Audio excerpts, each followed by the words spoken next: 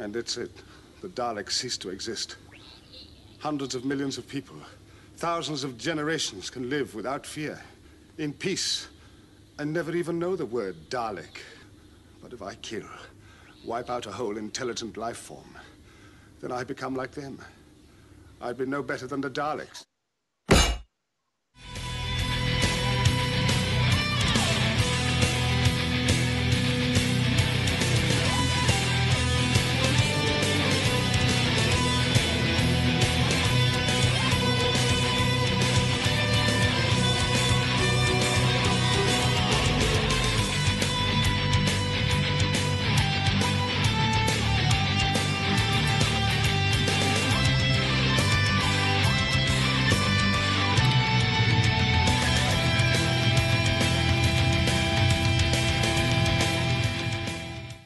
Okay. Welcome, Thals, Khalids, and the Celestial Intervention Agency to the 110th episode of an Unearthly Podcast, featuring Genesis of the Daleks and by Terra Nation, and streaming live on the 10th of June 2015. I am Bill Sylvia, the Man in Black, and with me are Mad Matt Winchell. Hello. Randy Ronson McCulloch. Always a pleasure. And Aaron Romeo Moonberg. Hello. Once again, Tim is not able to be with us today, although he's not gone for good, just engaging in some other projects for the time being. He, once again, has left us his opinions when it gets time to discuss them. He is busy with the theater. The lovely theater. Yes, it's not only Doctor Who that falls victim to that, Doctor Who podcasts also.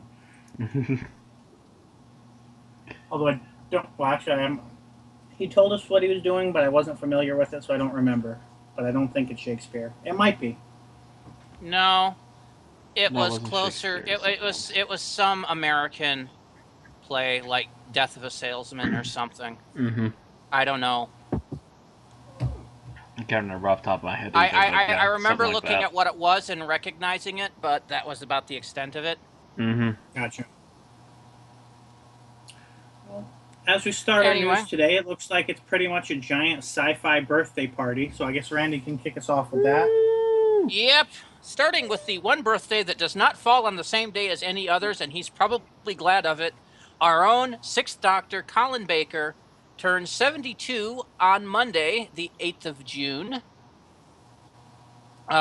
We, of course, wish him a happy birthday. Colin is, of course, the multicolored Sixth Doctor and a huge member of the Big Finish crew, where he's done an uncounted amount of serials, because I'm not about to count them up right now. Yeah. He is... He's doing Dark Shadows. He's, I think, doing other things. There's quite a bit. Yep, he is been in, a lot. Currently, he's scheduled to be doing Sixth Doctor, The Last Adventure this September. As to whether or not it actually is a last adventure, Well, we are not sure.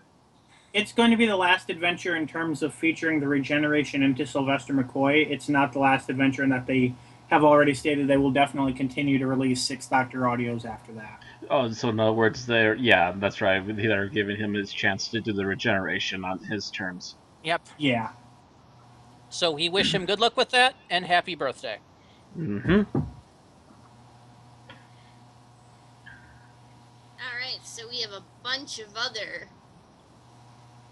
birthdays going on. Another science fiction related birthdays. We've got Liam Neeson, the star of Star Wars The Phantom Menace, turns 63 on June 7th. We also have Dave Filoni, Star Wars The Clone Wars, turns 41 on June 7th as well. Carl Urban, star of Star Trek, I believe he plays the new incarnation of Spock. No, Bones. No. Plays Bones. No, he Bones. is Leonard McCoy. Bones, that's right. Oh, that's right. He's kind of all right. Mm-hmm. So he turns 43 on June 7th. Michael J. Fox of Back to the Future fame turns 54. Yep, on June 9th. Natalie Portman of Star Wars prequel trilogy turns 34 on June 9th. Johnny Depp from Pirates of the Caribbean turns 52 on June 9th. And that looks like all of them. Who cares about that? Who cares about Johnny Depp? That Natalie Portman one can't help but make me feel old because she was the same age as her character pretty much 10 years ago. In the first one, yeah. Yeah. And now she's in her mid-30s, which just reminds me that I am almost 30. I got a few more years. You are not going to get any sympathy on this podcast, Bill. No. No, you are the pup. The thing is how I'm the youngest one in this room, but still, it's been 10 years since Revenge of the Sith, and that's settling on me. Oh, good. I used to admire Natalie Portman, but then I heard... Melancholy and depressive, Bill, so help me God, I will drive to Connecticut just to smack some sense into you. Yeah, I used to admire Natalie Portman. I'll bring Matt with me so he can film it. Or maybe I should just wait for Randy to steamroll me here. Sorry. Yeah. I wasn't done threatening Bill. Okay, well, you could stop pausing it and starting it again. Oh, I'm done now. Jesus Christ. Sorry, sir. So you were saying, Aaron? Yes.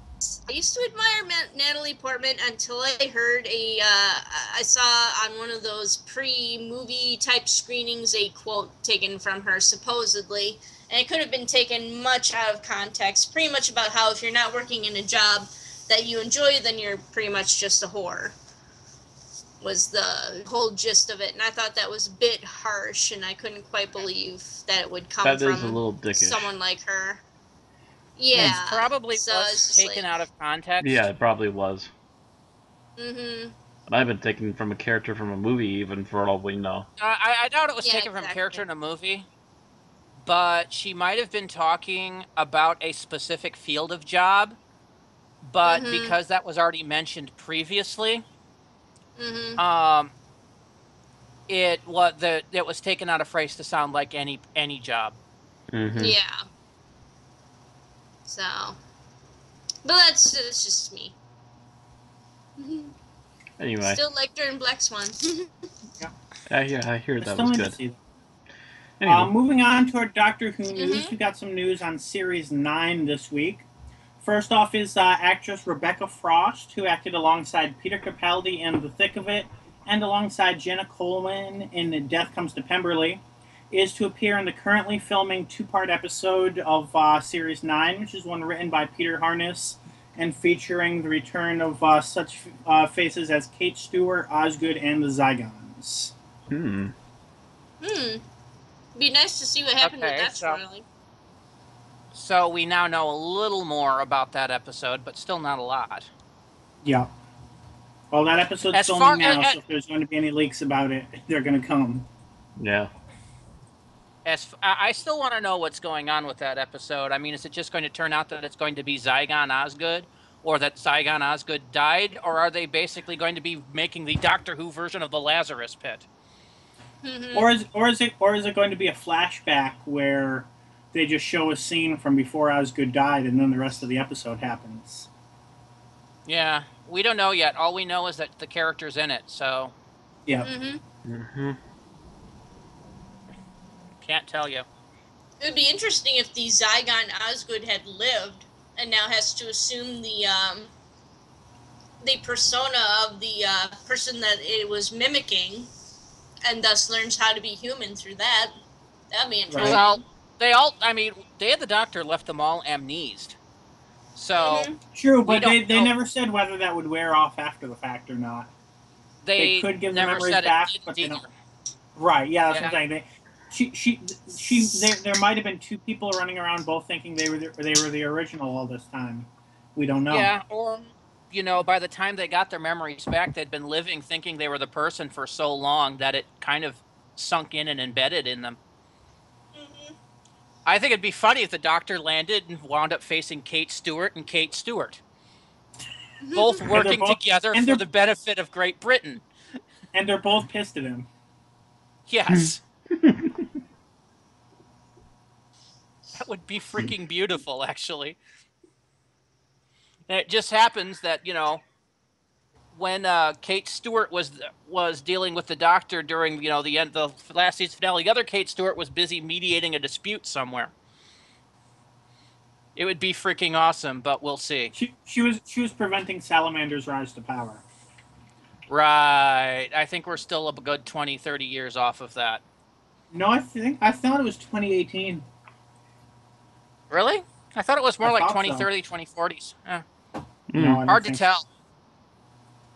Anyway, filming has also begun on episode 10 of the new series, which by the sounds of it, does not seem to be a two-parter.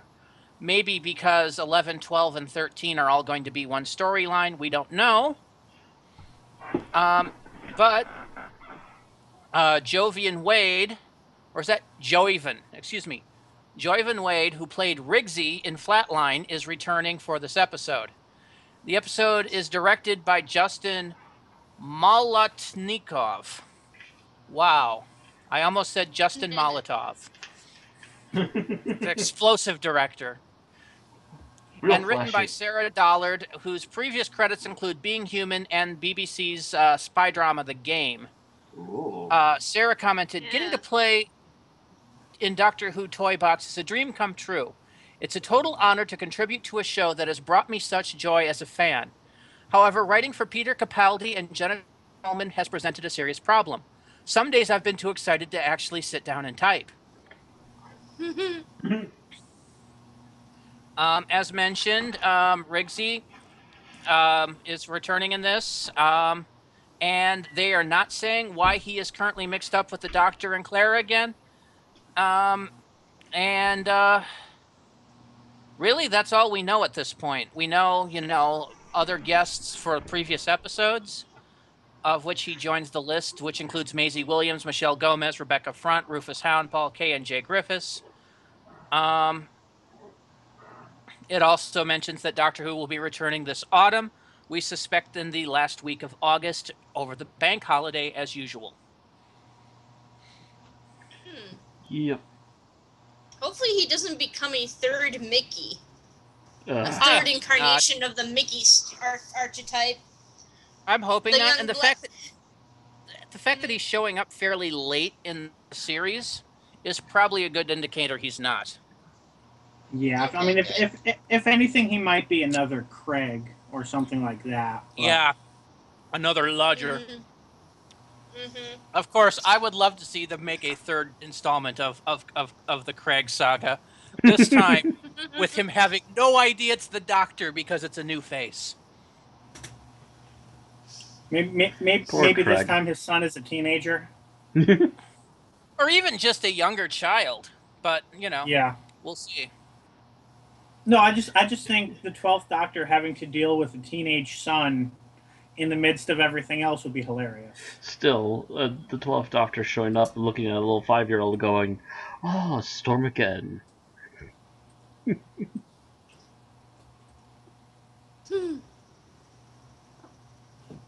All right, so take it away, Cool. Aaron. I believe you got the first Big Finish news. Oh, wait, no. No. You're jumping. I got ahead of myself. We, Yep, Mhm. you got the first of Skipping the a general category. news. Yep. Yep, first of Sorry. the general news. All right, coming November 13th through the 15th to London Excel Centre, we'll have the Doctor Who Festival. Get inside the adventure is the tagline.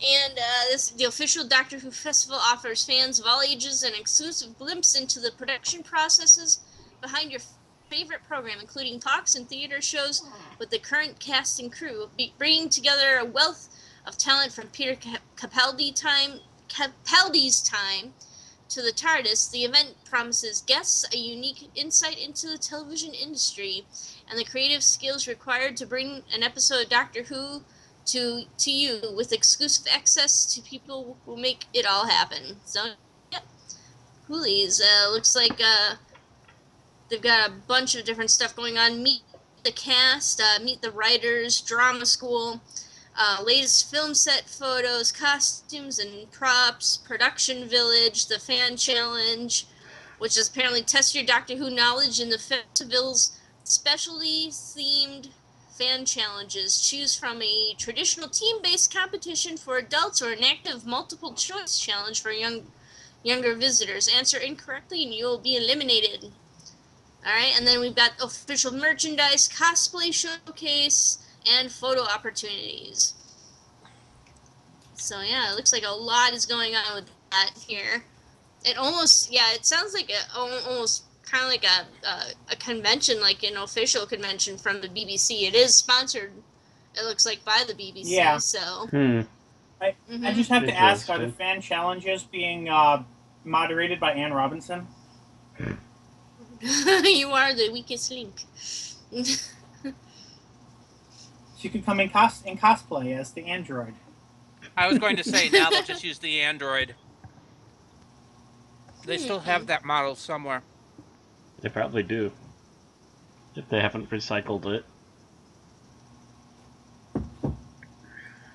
So next. All right. Our next piece is that Doctor Who is going to be part of BBC's Make It Digital campaign, which is we've announced things related to this, earlier things related to the similar goal by the BBC, which is essentially to use the familiarity that people have with Doctor Who to help them come into terms with the modern coding world and learn, they don't specifically say what kind of programming, but one just assumes, using computers in general, some amount of computer science. And they'll be doing in this case, it's a physical tour going to various parts throughout.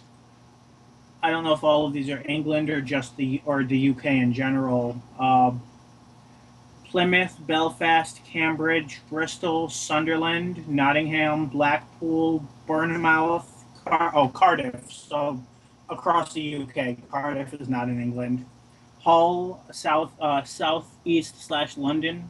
Is southeast the name of a? Maybe it is. Dundee and Birmingham, or Birmingham, whether the H is silent or not. So if you're anyone in those areas or interested, or you can probably also follow videos about it as it's happening. That's pretty much what's going on, using Doctor Who to educate people regarding that. Anyone have anything else to say about that? All right. Most insightful comment. Computer stuff. Computer things. Letting Randy continue. So, Colin Baker has just finished filming on a new production of A Christmas Carol, which is being made by Canadian actor and filmmaker Anthony D.P. Mann, who has also done productions of Terror of Dracula and Sherlock Holmes and the Shadow Watchers. Colin is narrating this production and is also appearing as Charles Dickens throughout the film. Obviously, a very different Charles Dickens from the one we saw in the first season of Doctor Who. I guess Certainly Colin more is a little rotund. plump to play Ebenezer. Yeah, a bit. Yeah. I actually had him pegged as maybe Ebenezer's nephew, Fred, or one of the two people asking for donations. Oh, God. I just pictured him. I thought about that. I just thought the Ghost of Christmas Present. Yeah, he could be that too. Oh, God. He would be great as that. He could do that in his doctor persona, and it would be awesome. Could. He could do it as the Sixth Doctor, just without all the colors. Oh, I don't know. He gets creepy at the end, though. So does Colin Baker as the Sixth Doctor on occasion. Well, yeah, that's what I'm saying. But he could do that boisterous and unstable. It would be kind of awesome. I would watch that.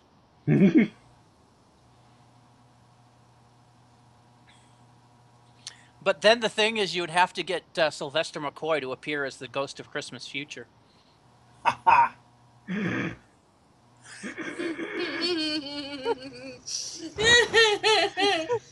So are you saying that David Tennant needs to be Ghost of Christmas Past? Just take all doctors. No, Davidson needs to be Ghost of Christmas Past. That's what I was saying. Oh, I thought so you need said to Tennant. be Davidson to be the Ghost of Christmas Past. Yes. We bringing Capaldi as Marley? The thing is, it Oh. works incredibly well.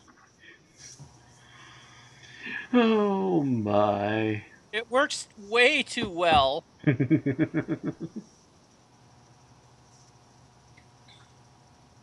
All right, Five. Aaron's got the next bit of news. Yep. Oh, Yep. We've got. You were saying. Unless Ren wants to say more. okay.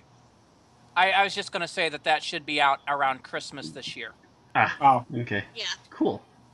Something I to hope look so. forward No, to, it's maybe. coming out in And it will July. be available. Yeah, it should be available originally on his website, anthonydpman.com. Oh, on the director's site. Okay, yeah. Yes, because apparently it's more of a fan film than an actual official release thing. Ah. Okay. All right. So we have a full unit team has been revealed for Big Finish. We will be seeing the return of Kate Stewart, played by Gemma Redgrave from Doctor Who. Osgood, played by Ingrid Oliver from Doctor Who. Lieutenant, not Lieutenant, Sam Bishop, played by Warren Brown, an international troubleshooter for UNIT who is sent to the world's most dangerous hotspots.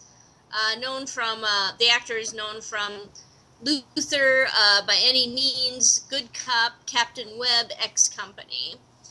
Cole anybody Shindy, familiar with any of those played by- titles? Nope. Nope, I think I've heard of X Company, but that's it. I think I might have heard of Yeah, I Luther, think but I've that's heard that about one it. too. Yeah, Cole Shindy, played by Raman Tikaram, known from Stella Fortitude, Game of Thrones, Happy Valley, Jupiter Ascending, and Dragonfly. Captain Josh Carter will be played by James Joyce, loose cannon. Well, that's the type of character he's playing, is a loose cannon. Known from Big Finish productions, including Charlotte Pollard and Downton Abbey, The Musketeers, and Holby City. So, yeah, interesting. Okay, yeah, this is actually very, very interesting. Because The as biggest, we've mentioned, at least the highest profile part of that news, of course, being that Osgood is going to be part of it. That has been the question up in the air. Is this going to be post Osgood's death, or is this going to be featuring Osgood? Of course, Series 9 brings up the question, well, is Osgood's death temporary? But other than that, having her in here is now confirmed. It's actually even more important than that. Because as we've mentioned previously, Kate Stewart is an import from other fiction works, other unit works previously. Osgood, however, is entirely the creation of the Doctor Who team currently, of BBC Wales and New Who. She is a... Oh, that's so true, she is yeah. They can't say the writers bring the rights into it or anything. Yeah, she is entirely a New Who character. So this is a New Who production being done by Big Finish. I mean, you can't even say that about Torchwood, because Torchwood is technically a spin-off. The only character in there that really has full rights in Doctor Who is Jack Harkness. Yeah. Yep. Interestingly, Jack Harkness and Osgood were both first written by the same writer. Yeah. Yep. But, so this actually is a full New Who unit, which is very interesting indeed. Which it would be especially interesting if Warren Brown, Ramon Takaram, or James Joyce shows up in the cast list for that the future unit productions coming up this season. And it makes me wonder if the reason they're bringing Osgood back in Series 9 is because Big Finish wanted to do this new unit series with Osgood. Maybe. Are anybody familiar with the actors from Game of Thrones or Downton Abbey? I don't know. I don't know if going to anyone look watches Downton Abbey here. I just know it's fairly popular. I Yeah, I watched don't watch Downton Abbey. either. He might have played the prince who died in the first season. Or I don't not know. Princes. He's some kind of Arabian or Middle Eastern, very kind of important guy who dies in the house. Oh, okay. Let's see. It does not... he played Prendel in Game of Thrones in 2013. That would be Ramon I do Takaram. not know who that is. Yes. I'm not familiar with the name from the books, at least as far as I've gotten. I'm I think midway through he's the third book. I think he's a TV only production. He is a Game of Thrones character, not a Song of Ice and Fire character. Gotcha. Okay. He's Indo-Fijian and Malaysian descent. So I would probably think that he was playing something on the Eastern continent. Anybody familiar with Dragon Age Inquisition? He also did the voice for the character Dorian. No. I I've not barely played got through the Inquisition yet. tutorial in the first one. Yeah. Inquisition is on the wish list. The only Western games that I tend to play are Star Wars. Ah, Bill. We need to get you some more games on Steam. Anyway. Yep. Wait, you're on Steam now? What happened? Bill's on Steam? I am from... the only things I've gotten through Steam are the when they had the Star Wars Humble Bundle. Yeah, you had to get Steam to download them. As for our regular Big Finish news, we do have 2 new releases this week, being the first full week of the month. First, we have the 4th Doctor Adventures, which is The Cloisters of Terror by Jonathan Morris. St. Matilda's College, Oxford, is haunted. The building was formerly a convent, and, so the story goes, 3 ghostly nuns wander its passages during the hours of darkness. The story goes on to say that anyone who sees the 3 sisters will not be long for this world. When one of the students mysteriously disappears, the dean of the college, Dame Emily Shaw, has no option but to call in the police. Her call appears to be answered when a police box arrives in her study. The Doctor and Leela have come to investigate and uncover the dark secret that has lain buried beneath the college for almost 1,000 years. The second They couldn't make release it is... St. Sed's? Say again? They couldn't make it St. Sed's? The location from Shadow? Maybe they have a reason for it. I don't know. The other release is the short trips for this month, which is the Shadows of Serenity by Nigel Robinson, which is read by Nicola Bryant. The guns of Malgar once defended their planetoid from any who strayed too close. Just one gun could obliterate an entire starfleet. The Malgarians are known as a vicious, belligerent species. So when the TARDIS brings the Doctor and Perry to their homeworld, they are puzzled to be greeted by a pacifistic population. Perry assumes the Doctor has just got his facts wrong, but he is reluctant to accept the Malgarians' uncharacteristic behavior. What lies behind it, and what is the secret of the Sisters of Serenity?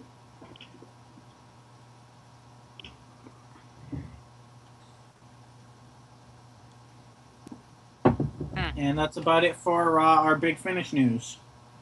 So short trips are usually what, like a half hour? I would assume so, because most Big Finish productions are split into 30-minute episodes. Usually around 4, yeah. Yeah. Probably a short trips is probably like 1 to 2. Mm-hmm. I know the Destiny of the Doctor were all 2-episode stories. Yeah. Sort of. I've had novelizations of some of the short trips, and they are basically short stories. Mm-hmm. You know, I wasn't sure if there was any connection between the Short Trips short story series and the Short Trips Big Finish series. Honestly, other than the fact that they're basically they're not, the short trip stories are usually not even related to each other.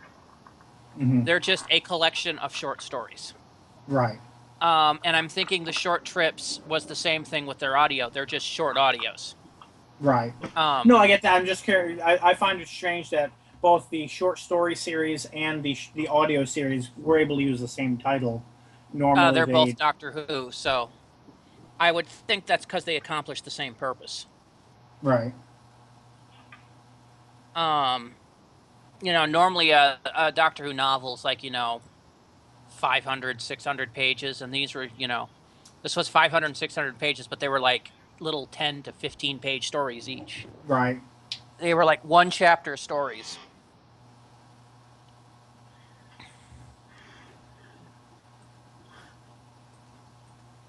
So I imagine that these would have to be the shorts. I'm just wondering because you keep announcing the short trips, and I actually would like to know how long they run. Curious if there's any numbers, but I'm actually looking into that while we're speaking. But yeah, I know the short trips are a monthly release, usually at the beginning of the month by Big Finish.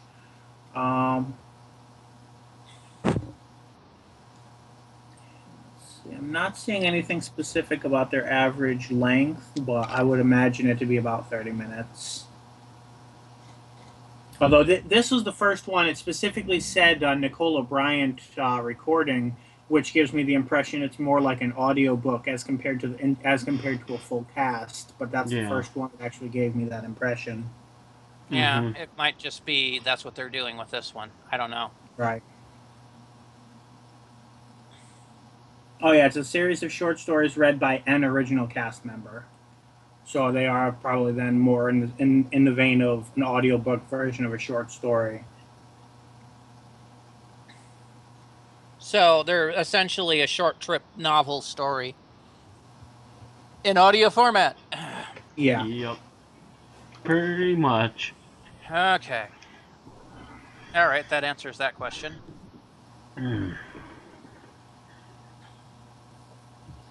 So that about finishes up our Doctor Who news, unless anybody has anything they'd like to discuss. Not really. Not particularly. Nothing new this week. Trying to remember if I had any good sci-fi news. I do actually. I was just lucky enough to get an email with some worthwhile sci-fi news earlier this evening. Apparently, Supergirl premiere will be on October 26th. I believe that's from the same team as Arrow, Flash, and such, but it is a bit of a lighter-hearted than those, being Supergirl. Well, it can be by no means any worse than what that movie was. Thank goodness. I trust these people not to botch this. Oh, you're saying about the quality of it? Yeah, this has to be far superior than that movie. The preview that they've, from what I understand, there is a leaked episode. I haven't watched it, but the preview of what I've seen it seems to be very much along the lines of of Arrow or Flash, just about what is she, like a 20-something woman, rather than being a darker story about a guy. Yeah. Yeah, it's a leaked, and I'm going to say that in quotes, episode. Yeah, there is the question of whether or not the leak was intentional to draw publicity, which is a thing nowadays. Yeah. I've talked to somebody who has seen it, and they do believe it was actually leaked for publicity's sake. Is it a work print, or is it the full episode? Apparently, it's the full episode. It's not like the Doctor Who's that were released last year, where they were black and white and obviously unintentionally released. This looked to be done with special effects and everything. Yeah, which makes it more likely that it's on purpose. Mm-hmm. It looked even more cleaner than the leak of the Flash episode last year. I think that's actually a clever idea anyway, because again, as much as there is a call for characters like Supergirl, the past of this character on live screen was not so great. So they kind of want to go, hey, here's a teaser episode, watch it, talk about it, yeah, and then sneak away. Yeah, the 80s Supergirl was not the greatest thing. It was made on the cheap, if I recall. It's not even the cheapness of it, but the story was terrible. Absolutely That's what I deplorable. meant. It was made on the cheap, including the script. It was made by the same people that did the Superman movies, but they did it after they had lost access to the Superman movies. More or less. Yeah, they were trying to regain their glory, but they did not have the backing or anything. I'm going to take that as a segue, because speaking of series looking to regain their glory, the next piece I have here is that Chris Hemsworth, known to most of us as Thor, has been cast as the receptionist in the next Ghostbusters movie. The fuck? Are they still going with the all-female one? It is the female team of Ghostbusters, yes. Oh, I thought they had gotten rid of that concept. No, That's the last thing I heard too. They're doing the all-female one, but then to counter it, they're doing an all-male one afterward. Okay. Because there's not enough movies with men in them. No, I'm wondering what they're thinking about here. Yeah. Because I had heard they'd scrapped the all-female production and were going for just a complete reboot of the series at this point. Well, the female one is supposed to be a reboot, I think. From what I understand, it is anyway. That don't make any sense. Of course, that from what I heard, the last I heard was that they were working toward a Ghostbusters cinematic universe, because that's what every movie's franchise needs to do nowadays. So we'll see what actually happens. Yeah, as of now, the only one that they've cast is the one with the female team, which is this one. Do you know who the other female, or who the female cast is supposed to be? Or is they only cast Chris Hemsworth as the male receptionist at this point? I need to pull that up on IMDb. I'm pretty sure they had announced that a few months back. Let's see. IMDb gives the date as 2016. All right, the actresses that have been cast so far, there's 5 listed here, although I thought the Ghostbusters are a 4-man team, so one of them might not be a Ghostbuster.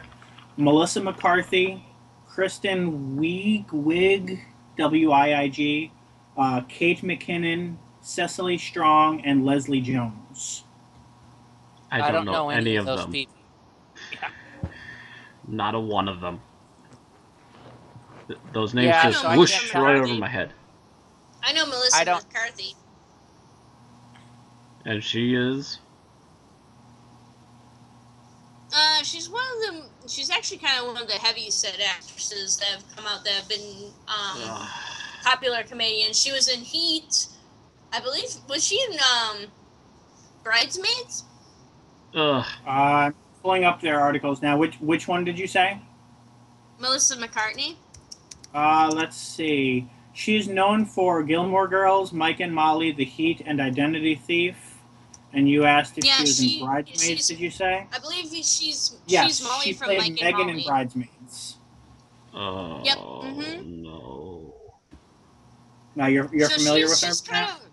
She is kind of a hot item right now, but I don't know. Okay, so, all right. At least from what I'm looking at this, they aren't trying to basically just create female versions of the original Ghostbusters. They're making them, completely different and unique characters.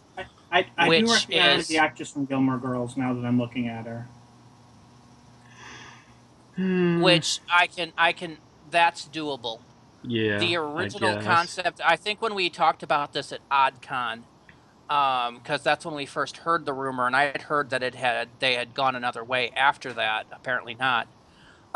We were worried that they were basically going to try to make the same 4 archetypes and just gender flop them, which I knew would fail for them. Oh yeah, that would have been terrible. Yeah, I'm still a little bit worried, but that would be that's a premise for a cheap cartoon, not for an actual movie. Yeah. The next one, Kristen, I still don't know, it's Wiig or Wig. Known for also Bridesmaids, Despicable Me 1 and 2, and The Secret Life of Walter Mitty. Kate McKinnon, known for Saturday Night Live, Toy Story of Terror, which I'm not familiar with. I don't know if that's another Toy Story movie I've never heard of, or a game, or what. Life Partners and Pudding Face. Cecily Strong, known for Saturday Night Live, The Bronze, The Awesomes, and Slow Learners. Leslie Jones, known for Saturday Night Live, Wrongfully Accused. Does that make me a bad person? That last one you mentioned, what was her name? The last one I was reading there is Leslie Jones. Before Leslie Jones. Cecily Strong. I don't see her on the Wikipedia version, so she might be the odd one out. Okay. She might be the non-Ghostbuster. because Wikipedia just has McCarthy, Weig, Jones, and McKinnon. Gotcha. But anyway, we can only assume on this, but we'll have to wait and see what actually turns out of any of this. This has a chance, Matt. The thing is that information about this movie is just nothing but hot buzz, push button garbage. Well, we don't know anything that's going on we don't. here. But what I'm they saying is, can't even decide which movie they're doing. If they had been making, like I said, the gender swapped archetypes, so it was, like Patricia Venkman and, Ray with an E stance, that we know would have failed. Because you just can't take those same characters and just flip their genders and make them work. They're treating them, they're four completely different people. It has a chance. I'm not saying it's going to work. I'm not saying it's going to fail. But they're at least treating it with at least a modicum of respect. And trying to do something different with the franchise, yeah. Yeah. Also on the topic of things coming back, can I mention the fact that I believe, Aaron posted this, that Reboot is coming back? Yeah, I just saw that post. They're rebooting Reboot.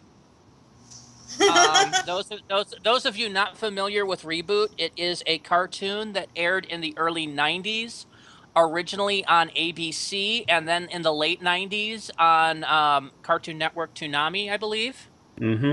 It is about the world inside your computer, and basically the main character, sort of, although it wasn't really users in this case.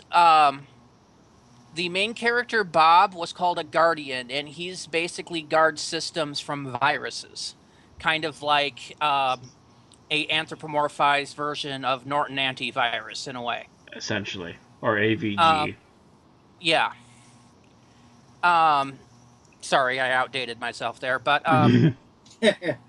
another thing that they do is the fact that users will apparently input games, which can, if the user wins, would damage the system and eventually lead to a system crash. So he would fight in the games and try to keep that from happening. And the system he was in was called Mainframe. And the studio that made the cartoon at the time actually wound up being called Mainframe Studios because of that. But it was a fun little cartoon that basically was very fond of parody, especially in its second and on seasons. Yes. I do remember one particular second season episode where the game they wound up in was basically a Mad Max parody. There's a Mad Max one.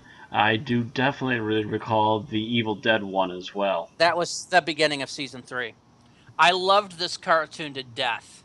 Following season 3, it had a long vacation, followed by two like mini-series-esque movies, and then it ended with the main villain, Megabyte, voiced by Tony Jay, going, "Let the hunt begin," and then no more was ever made. Mainframe Studios kept saying, "Yeah, we're going to do this next cartoon to rack up enough money so we can make some more Reboot." But they never got around to it. I think they got sidetracked with Scary Godmother or something like that. Yeah. I remember they did a TV show. I thought it was... Let me try looking for it. I know they did Transformers like Beast Wars or something. Quite possibly. But they did a whole bunch of stuff. They're called Rainmaker Entertainment now, is the company that was Mainframe. Yeah, they did Shadow Raiders. That was the other show that I remember. It was really pretty much just the same character designs as Reboot, but it was still a really interesting show. Yeah, they did a whole bunch of stuff. But in later seasons, they got known for Scary Godmother, and then they got into the Barbie franchise. And then basically Mainframe went out of business until it was bought by Rainmaker. I think about 5 years ago now, close to 10. And they've slowly been building up to be able to do more stuff, and now apparently new reboot. Mm-hmm. But I loved the hell out of this. The people working on it have stated that they are keeping that sense of parody and irreverence with the new series, which is great because if it didn't have it, It would just fall. yep, it would fail. The first series of reboot is bland compared to the second out, and that's where they basically started upping the parody levels. Mm-hmm. The one that Matt mentioned was simultaneously Evil Dead, Elvira, Mistress of the Dark, Michael Jackson, and Doom parody all rolled into one game. Pretty much. I also remember a really over the top. I also kind of remember a Eye of the Beholder type of game they did at one point, where it took so long to get through the game that they even edited it so they were fast forwarding through levels because it's taking so long. Because it's such a huge first person RPG kind of deal. And for whatever reason, the main hero ends up being a thief of a butter knife, and the lackluster comic relief character ends up accidentally being the warrior. So that was an amusing episode. This is going to be interesting because it's not being done by the same people. That's basically going to be same basic concept with an updated technological universe. Mm-hmm. Their leading on it is the internet revolutionized the world, but also left it vulnerable to attack. Mm-hmm. That's the show's teaser. Yeah, essentially. Sorry, I talked myself hoarse. But yeah, essentially, there's the whole internet thing was a huge bash, but is also a huge problem with sharing viruses. So a lot of the Guardians apparently have been getting wiped out, and there's like a handful of them left. Is the basic premise so far. I'm kind of wondering on how this is going to be, because one of the major villains of the original reboot was Megabyte, as played by Tony J, who is dead now. Mm-hmm. And he had such this rich, wonderful voice. And he was such an awesome villain. He really was. Tony J, many people from the Disney Afternoon would recognize him as the voice of Shere Khan from Tailspin. So, he has that deep, rich, villainy voice. The only actor I can think of that can even come close to him is, oh God, what is his name? Who played Scar in The Lion King? Oh. I can't think of his name. I know he's a big name actor. I thought. Speaking voice or singing voice? Because I know there are two different ones. Yeah, speaking voice. I want to make sure I'm right before I say it out loud, just because I'm terrible with names. Jeremy something, I think. Now. Is it Jeremy Irons? No. Yes, it is Jeremy Irons. Yes, it's Jeremy Irons. Okay. Yes, he played Scar. He also played the over-the-top mage in the first Dungeons and Dragons movie, that piece of crap that it was. And he was obviously, acting that. He obviously just decided to go full ham on that one. He knew he was in rubbish. When he plays that subtle villain, he has that same kind of rich, evil-y voice as Tony J does. Evil, yes. So if anybody could replace Megabyte, I would have to say get Jeremy Irons. Mm-hmm. As long as he's willing to do it. And willing to actually, give it all. Give it the Scar treatment. Mm-hmm.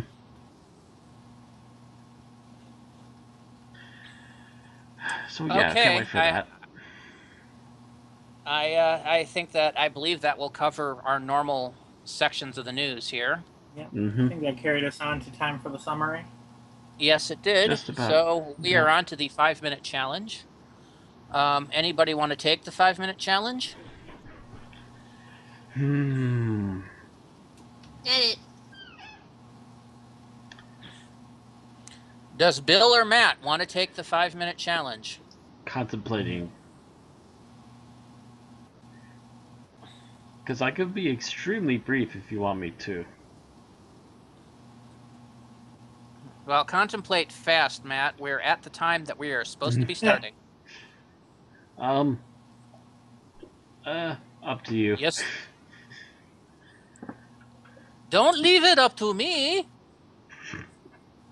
Do you want to take the challenge or do you not want to take the challenge? Yes, no? No, yes? My idea will be skipping a lot of details, so...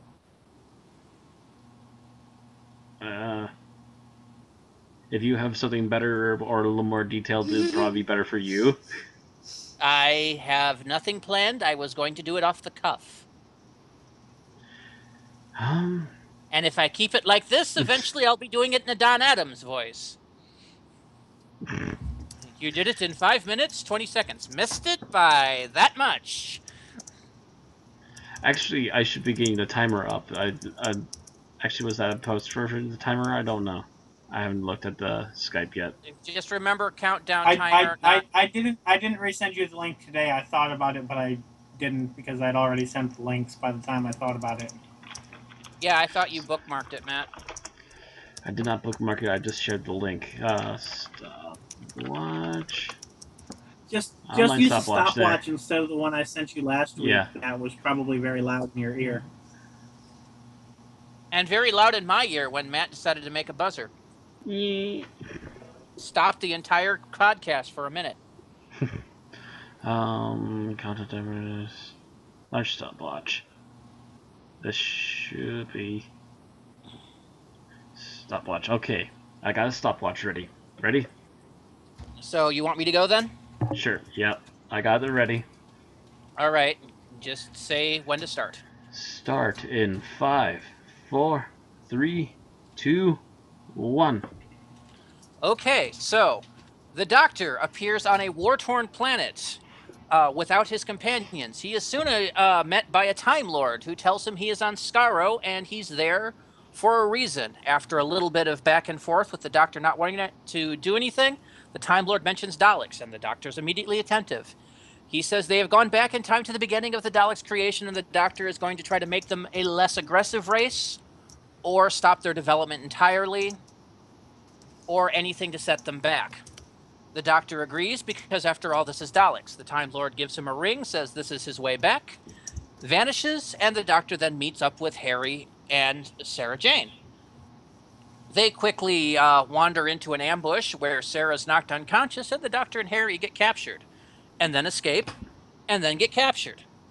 They're interrogated by the head of the science division, or the subhead, who discovers that they are from another planet and simply does not believe it. However, soon they are called to meet the head director, Davros, who's announcing to everybody his latest creation. A creation that Sarah had seen earlier when she crawled off on her own, and it was being tested, the Dalek, or the Mark III travel machine, as they call it. Sarah is soon captured by the other race on the planet, the Thals, and is taken as slave labor. She's to help pack a giant missile, which they're loading with some kind of radioactive explosives, which is weakening them every trip they make. Sarah arranges for the group to escape, but after many of them are shot down, she's recaptured. The Doctor manages to convince the subhead that what Davros is doing is wrong and evil. The subhead helps him escape. He contacts members of the high Khalid government who go to shut down Davros' experiments. Davros retaliates by going to the Thals and giving them the chemical composition of the dome's shielding so their missile can penetrate it. While he's doing this, the Doctor and Harry has attempted to rescue Sarah from the Thals. They do so, but only after seeing Davros there. However, this doesn't matter, because on their way back, the missile is fired and the dome is destroyed, killing the Khaled people except for Davros and his group, who are safe in another bunker. Davros then retaliates by sending the Daleks to kill the Thals. In the meantime, Harry, Sarah, and the Doctor travel back to the Science Dome and promptly get captured. However, undercurrent from the scientists are beginning to rise that what Davros is doing is wrong, and they plan on holding a minor coup. The Doctor and companions manage to escape, the Doctor stopping at one of the breeding chambers for the Daleks, and plans on setting the whole thing up with plastic explosives. However, before he can decide whether it's morally right to do so, they're told that the coup has been successful and that Davros' experiments will stop. Davros manages to talk them into waiting for a vote. And at the vote, essentially, he brings his Daleks in to kill them all. The Doctor manages to escape and once again decides to set off the plastic explosives in the vaults. But by that point, it's too late, as most of the Dalek mutants have been loaded into the new machines. The only hope at that point is the remaining members of Thal civilization have banded together to blow up the front of the dome, and the Doctor, Harry, and Sarah manage to escape barely before they do so. Meanwhile, deep under the bunker, the Daleks manage to exterminate Davros and say that while they're buried now, they'll be out soon. The Doctor, Harry, and Sarah press the ring and move on. End. Pause. So, you made it in 0, 3, 5, 9. 4 minutes. Nice. 4 minutes. 4 minutes for a 6-parter. See, now he could have done. Damn it, I forget which is this season's Centauran episode and the 1 minute before that. Then. Well, 4 minutes for a 6-parter. What does that break down to? About 3/4 of a minute per episode? Something like that? About right, yeah. Something like that. I think that's a new benchmark. Okay. I don't know how. Didn't you do Dalek's Master Plan in 5 minutes or something like that in 5 minutes? I don't think it was Master Plan. Started.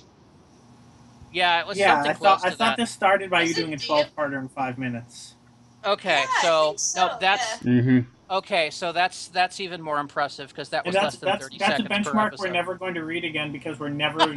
reach again because we're never doing 12 episodes at once ever again. Well, no. What you do is you boil it down to the per episode cost. So 12 parts. So you're saying is 5 target minutes. should be 3 minutes for a 6-parter, or 2.5 minutes? I mean. Eventually. Regardless, challenge is made. And so now we're going to go on to reviews. What did we think about the episode? A little bit of backstory before we do. This was, I believe this is the last episode actually written by Terry Nation for Daleks. And Not sure. I don't remember if Destiny was or not. Let me I check. don't believe it is. I actually thought it was, but That might be the last. But I Destiny didn't think was written by Terry Nation. I do Okay. believe that is the last one written by him. Okay, though. so yes, this is the because the second next last two I that- think are written by Sayward. Yeah. So, yeah, this is, I guess, then the second to last written by Terry Nation. And the first 30 minutes of Destiny were written by Douglas Adams. Or the Not first, even the first 30 minutes, like 20, maybe the first 15 10. minutes. I mean, yeah, Yeah. something like that. But anyway, basically, Terry Nation had handed them a script for a new Dalek episode. The production staff at the time read it and basically went, "So yeah, Terry, this is a great episode, but it was even better when you gave it to us 10 years ago." And they said, "You really need to write something new." And Terry went, "Okay, you want new? I'll give you new." And he basically then completely wrote the Dalek backstory. Sweet. And that came out as Genesis of the Daleks. That was going to be my thing that I like about this episode. By the way, can I add in on this a little bit? I've actually watched a behind-the-scenes video today. Yeah? Okay. So Terrence Dix, and I forget who the other guy was. Hinchcliffe? Hinchcliffe, I think, maybe, yeah. They're It was both either still around. Hinchcliffe or it was Holmes. Because Terrence Dix wasn't even part of the directorial staff at this point. No, he wasn't, but he was still it involved. It was Holmes and Hinchcliffe. Holmes, the script editor. Hinchcliffe was the producer, and there was no executive producer at this time. They did mention Holmes a little bit, but it was Hinchcliffe then. But those two were actually the ones that read the Dalek script, and they're kind of like, yeah, that was still a good story. That's still a good story, but doesn't this seem like a little bit of this from this episode and that from that episode? And they even used that as nicely as possible to Terry Nation, just kind of going, well, this is kind of a bit like this story. These parts are from like other stories you've already done, and it's really kind of samey.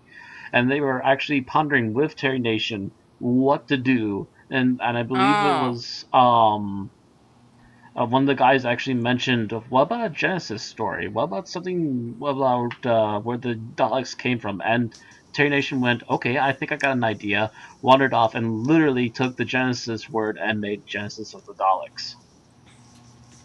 Okay, it was actually Terrence Dix, because this was originally commissioned in the first part of season 12, and there was a turnover by the time this actually went into production. Mm-hmm. So it was Barry Letts and Terrence Dix at the beginning of season 12, and then it was Robert Holmes and Hinchcliffe by the second part of season 12. Mm-hmm. Okay, that makes sense. That's why so many of them. I was kind of confused by some of that stuff at the first time too. I probably need to watch it again. It really, this is one of those turnovers where it's basically the guy that, basically the original script editor commissioned it, and then the new script editor got it at editing time. Yeah, because it was Letts and Dix were producer and script editor for like the last season of Doctor Who and the beginning of this one. So they were probably producer script editor for Robot, Ark in Space, and maybe Sontaran Experiment. But then they handed it over to Hinchcliffe and Holmes, who were a lot darker in the way that they wrote than Letts and Dix. There was also Hinchcliffe and Holmes were trying to stay away from the nostalgia stories and the repeating monsters. And then they get Cybermen and Daleks. A lot of the episodes for this particular season, including what was supposed to be the finale, but became the new season premiere, were all unit or recurring monsters or other recurring items. Also, I would add that Dix has actually gone back and watched this, and he has commented that it might be just a little bit darker than what they would have done. They might have added a little more lighthearted comedy here or there, but otherwise he says that this is more or less what they would have probably turned out to. Holmes actually almost didn't allow this story because he was not a big Dalek fan. And he only because it was the origin story did he allow it. And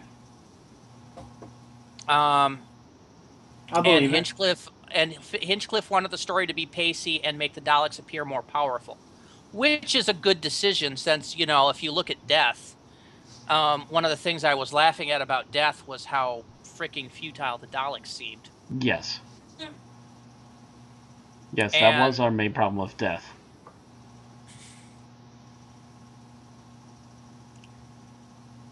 So that is pretty much how this one came to be. So, yes, we'll go into the general what you liked about it. You can repeat that's what you like about it, Bill. I was just giving the backstory. So, what you like about it. Matt, start. I like the usage of our main cast, for one. As I recall, every single one of the companions got their moments to shine, even in solo at points. And the Doctor, of course, got some excellent little, how you want to say it, speech bits, essentially.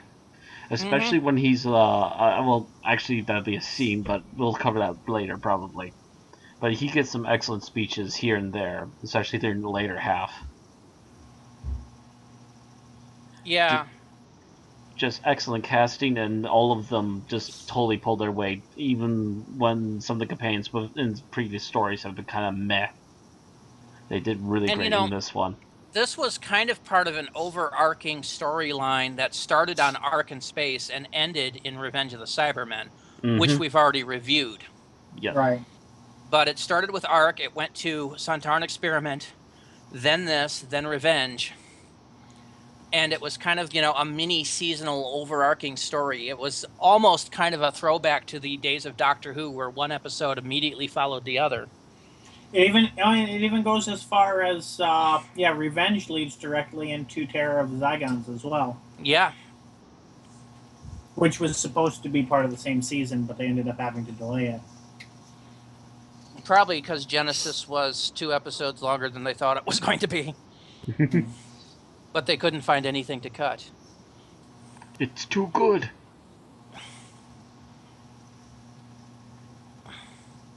But yeah, I do find the characters to be well used in there, although Harry does seem to be a bit of a tag-along. Yeah. Once in a while, but remember the earlier scene when the Doctor stepped on a landmine? Yes. Just... Yep. I stepped on a landmine. Yeah, it was Harry had to rescue the Doctor. Mm-hmm. That was good development too, but don't forget the Doctor still had a Sonic in his pocket, so if Harry wasn't with them, all that happened he would have gotten away with the Sonic. And maybe. I don't know about landmines, man. Like it was a good this is development scene, this is not the new Who Uber Sonic of Doom. I'm pretty sure the Doctor could have used the sonic screwdriver to set off a landmine. The problem was earlier he had used it to blow up all the robotic defenses of a base. Yes. Again, make them blow up. That's the problem, though, is blowing up a landmine when your foot is right over it. I don't think he could use the sonic to prevent the landmine going off. Yeah. So Harry... Nowadays, yes, he could. It's setting 37J. Yeah. There's an app for that. Yeah, there's a screwdriver app for that these days. But back in those days, no, the sonic screwdriver just caused enough vibration for the landmine to explode. Random note, speaking of apps, I happened to look at the 10th Doctor, the next issue preview, and the Doctor does give his companion a way to send texts to the Sonic. Oh, so, that's bad. She can send a text, and he'll either get it on the psychic paper or the Sonic. I can accept the psychic paper, because the Doctor has received messages on the psychic paper before. Yes. If he's receiving it on the sonic screwdriver, bogus. Anyway. Shit. So, Bill. Yeah. Overall, what did you like? I like that this is not just another same Dalek story. Ever since, I'm going to say Evil because Power was a little different, the Daleks have sort of gotten into a rut where they just come up with a master plan, almost take over the galaxy, and are beat by the Doctor. And here is finally something different for the first time since 1964. 1967. 6? Something like that. 67 probably was good. Would be, yeah. It was early 67, but still 67.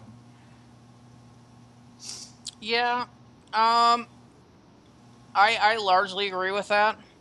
Mm-hmm. I don't think Evil was the same as anything before it, though a few things then, No, I mean the things after. Evil pretty much started the... if Power wasn't in between, Evil is close enough to Master Plan to say that ever since Master Plan they've been doing that. Power kind of breaks it up, then Evil starts it again, where they come up with a plan, are foiled by the Doctor. Yeah, but at the same time... At the same time, that's pretty much Evil Villain 101. Evil Villain comes up with a plan. Hero defeats plan. Bad guy swears revenge. Next episode. It's still nice to see something different if you're going to have them recur every season as they've been doing since, season 9? Yeah, since season 9 at this point. So it's nice to have something that's not that. that's not the same formula. Yeah. All right.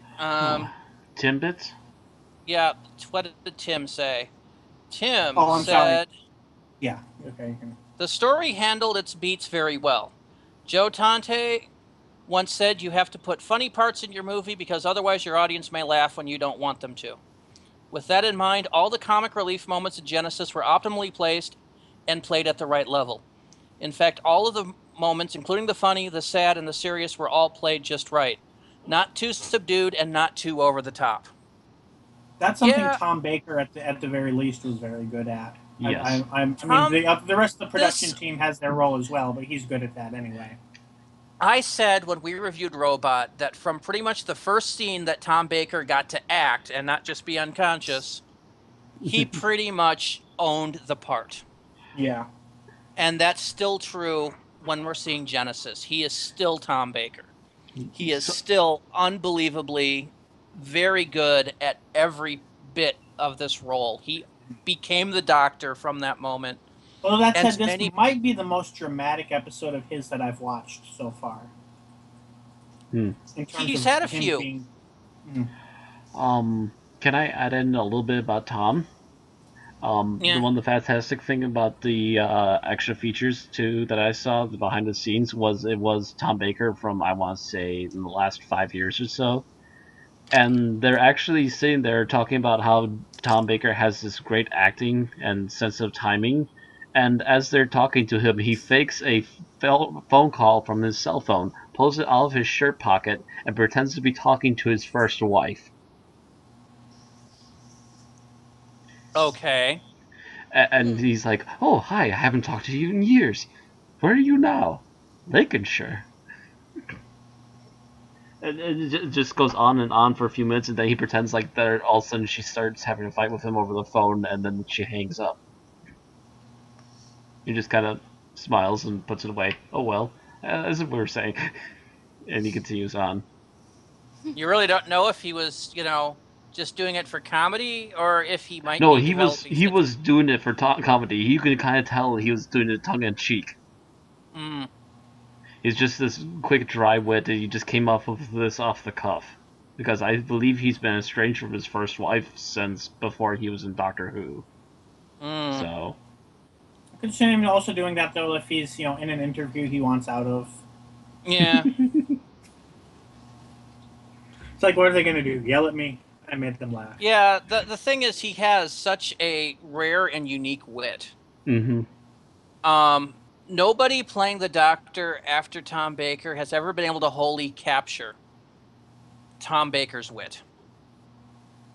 Because it is such a unique... I spent most of my childhood trying to emulate his wit. I did not succeed. I don't think anybody ever could quite pull off just the oddity that is Tom Baker. And the funny part is he just wanted to go through it naturally. He wasn't even really trying to act. He was just being himself, quote unquote. And the thing is, it was perfect. He was perfect for this role at the time. I think in many ways he still is. Oh, mind you, he's old now. He'd have to play the old grandpa part a little more, but he could still do it. Oh, he could still do it, yeah. But yeah, I have to. The pacing is just right. There's a lot of points where he's, a bit humorous, a little bit of this, and then he immediately drops it when things get serious. And that's another one that other doctors have been able to do well too. Particularly Tennant could go from manic to serious at the drop of a hat. But this was the originator.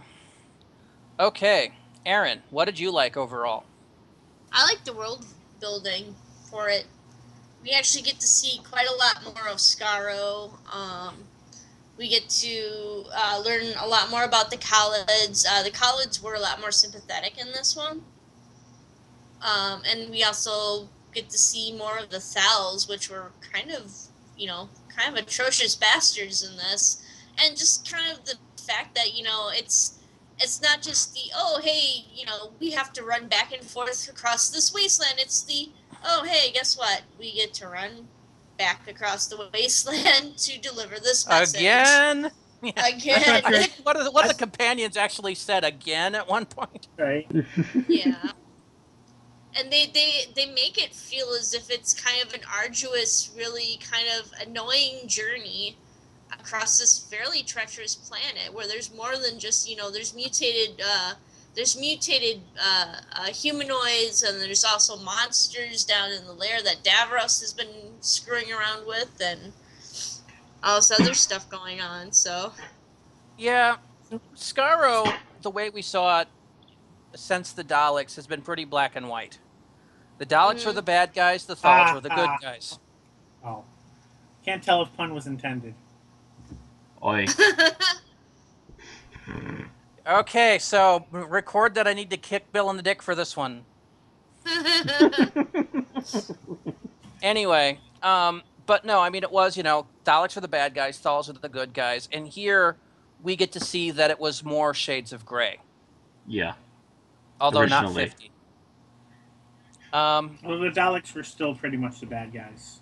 The Khalid scientists were somewhat sympathetic. The Khalid civilians in the dome were sympathetic. The Khalid military were bastards. Oh, yeah. Mm. The Daleks are of course evil, but the Thals were not all exactly sweetness and lightness either, considering they captured Sarah Jane and Mutos and used them as slave labor, hauling radioactive materials unshielded. By the way, I think whoever did the costuming agreed with Aaron's point from last episode. Because the Thals are not wearing blonde clothing in this time. Oh, my point, you mean? Was it your point? I thought it was Aaron's. That was my point. That was your point? Blonde I'm sorry. everything, yeah. Yeah. Oh, yeah. They're wearing green. Well, yeah. Well, at this point, they haven't gone through the 1,000 years worth of mutating full circle and becoming Das Uberblondes. They were still blondish, but they weren't all. They did not look like they all came from Sweden. Mm-hmm. Yeah, like some of the main characters for the Thals were blonde. Some. But in not case there all were of any them. question. Yeah. Mm-hmm. But that was a good thing to note. All right, so what did I like about all of this? And I have to say the fact that the Daleks were scary again. They were a credible threat. Mm-hmm. They weren't. Which is a little ironic considering I think it was you were the one that had this complaint about the Daleks in Davros episodes, but it's not quite in place here. It's not quite in place here. You really start seeing it in Destiny, Resurrection, Revelation. But taking into effect what we just saw in Death, in Planet, and in Day, the Daleks had lost. The Daleks had kind of had their teeth pulled, so to speak. Mm-hmm. And this put the fear back in them, and that's kind of the thing with Daleks, is if you use them too much, they start losing that fear. Which is one reason I kind of hope they're not in Series 9. Were they in Series 8? No, there was one episode in Series 8. There was Into the Into the Dalek. Yep. After they were in Series 7 twice. Well, depending on what you count as special. Yeah, it would be good to three take a little times, break. Actually. It would be good to take a little break, or you need to make them a credible threat again, and that's what RTD did too much. Anyway, but the fact that they were a palpable threat in this and not just comedy relief was a good point. So, least favorite. So back to me then. Yep. Yeah, the back and forth got a little bit tedious. It was kind of a little bit padding, but thankfully they didn't go overboard on it. at least they had something happen while they were doing the back and forth. Now, by back and forth, are you saying The running between places constantly. Khaled Dome, Thal Dome, Khaled Dome, Gotcha. Thal You're talking Dome. the physical travel. Okay. Yeah. Although you think about it, a lot of Terry Nations has a lot of over and back in. Mm-hmm. Yeah, that's pretty much what the Daleks was. Back and forth between the jungle and the Dalek city. We gotta use both of our sets. Yeah, That's it for yours? It really didn't get too tedious for me though, because generally what they would do is they would, once they made the trip to the wasteland they would cut leaving one area and arriving in another. They just took the trip to the wasteland as a given. Only twice did they actually bring it up, and one was when they met up with Sarah again. Honestly, the only episode where the traveling back and forth to the same places really got to me was the invasion.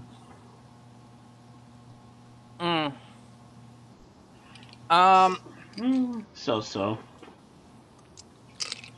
The traveling back and forth, I think, in Master Plan got to me. Oh, yeah. Where it was kind of around the park and back again. It really kind of annoyed me. Yeah, I think that was more to and fro than back and forth, but I get your point. Let's go full circle back to the starting planet again for no reason. All right, so Bill, what was your least favorite thing? Mine actually builds off of Tim's, and since he can't change what he said, I'm going to read his first. He says there's actually not much in the story he disliked. One thing that could have been handled a bit smoother was the idea of Daleks as fascists. He is aware that the analogy has never exactly been subtle, but in Genesis it seemed rather heavy-handed. As for me, in rewatching this, one of the things that really stood out to me is the fact that they go so far as, and I think someone had mentioned this to me, but I hadn't realized it before, but they go so far as to have the Khalids wearing Nazi armbands. That little step beyond. Oh no, it went even farther than that. In, I think it was episode 1 or episode 2, Security Chief Niter wore an Iron Cross. And they took it out after that because it was... Yes, I remember that. They took it out because it was too much. It was that was a bit too much. Yeah, a bit too much. Actually, I think they took off the armbands at some point too, unless it's just that different factions had them, because by episodes 5 and 6, nobody was wearing an armband. Because the ones that were doing it were not, I think, part of the dome. Or were not part of the research dome. I wasn't sure which was the reason, if they changed the costume or if they just killed all the people wearing them. Yeah. Either way, that took it a bit too far. Although, to be honest, even our own military uses armbands for certain things.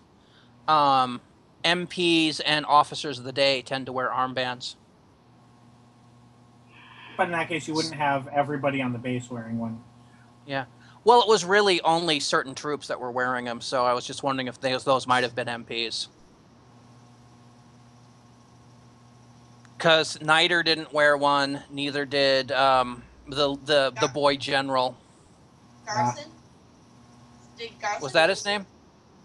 No, Garthen was the older guy. He led the revolution. I don't know. He wasn't wearing one. Nobody had them by the time the revolution came around. Mm-hmm. They disappeared. I've always grown up to only hear armbands as being associated with Nazis or neo-Nazis. So seeing I them grew on up. I grew up a military out. brat, Bill. I grew up a military brat, so I've seen MPs wear those armbands that actually are just black bands that say MP. And likewise, an officer of the day will usually get an OD. I can't remember what the color is. I think usually blue. But it's basically just so that you see him and you know he's the guy you go to say. Okay, I'm looking them up, and yeah, I see that still looks a bit more subtle than the ones in this episode. Well, here you had white armbands on a black uniform. Yeah, they're pretty. They that's were pretty thick. in They your were face. thick too.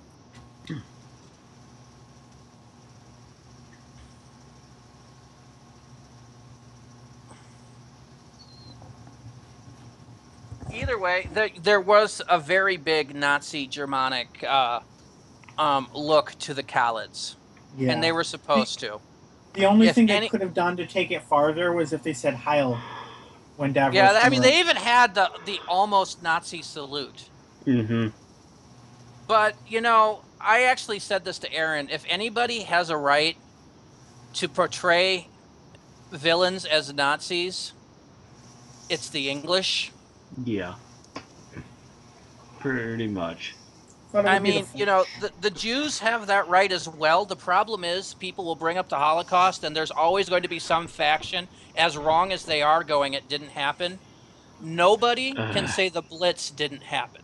Yeah. Definitely. And the fact that the British did have to live for 5 years in fear of the Blitz, and it, you know, them blitzing other cities, they had to evacuate most of London.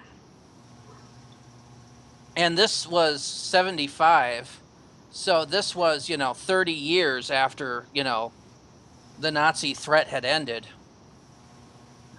So it was still fairly big in British consciousness. Mm-hmm. I mean, if you remember, Rose Tyler made a crack to Sarah Jane Smith that, oh, they must have only just come off rationing in your time. And of course, the rationing had been something that had started in World War II and took them that long to recover. So, yes, faking fascist Nazis was actually a very big Doctor Who thing because it was a very big British consciousness thing. And the Daleks were always a bit Nazi in their beliefs.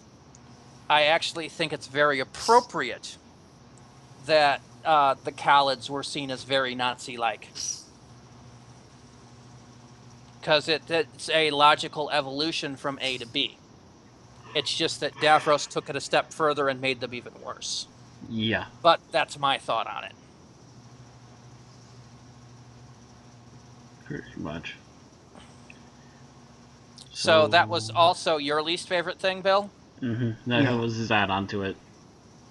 All right, Aaron, what was your least favorite thing? My least favorite thing was kind of how stupid the Thals were. They kind of really fell for Davros's bullshit. Yeah. You mean the Khalids? They chased. No, the Yeah. Thals. No, Oh, actually, you're Thals. saying both. the Thals and the fact that when he told them to blow up the city and such. Yeah, he's Yeah. like, Pretended here, he blow wanted up my peace. own people. I totally have Oh, nothing okay. up my sleeve.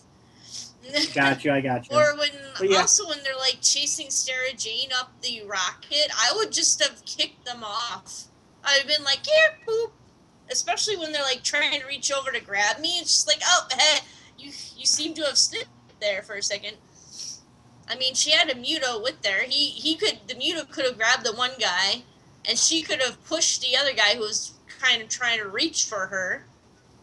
Although he may have dragged her with her, but maybe that's why she didn't do it. I don't know. Yeah, But it's the just like- Thals always were kind of slow.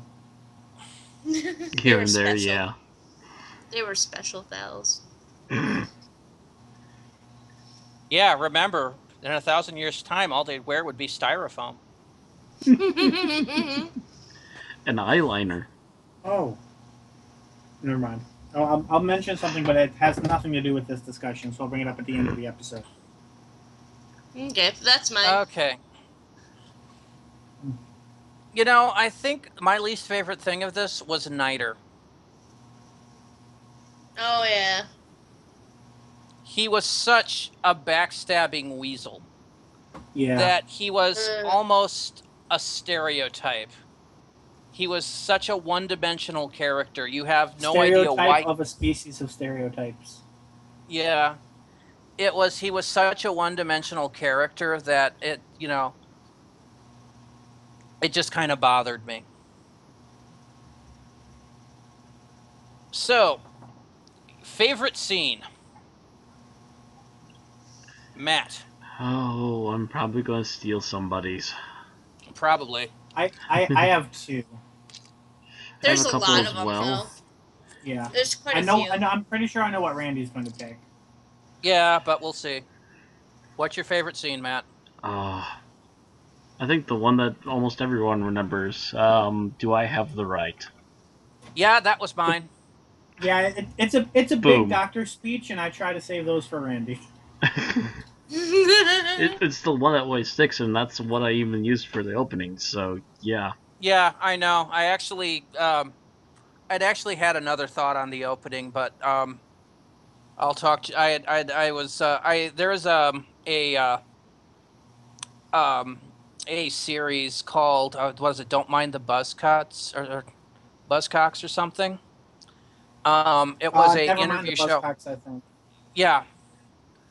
But David Tennant did a show in like 06, 07, somewhere in there, and one of their Q&A, Davros came up, and one of the regular panelists on there is like, "Was that the guy that looks a bit like a prawn?"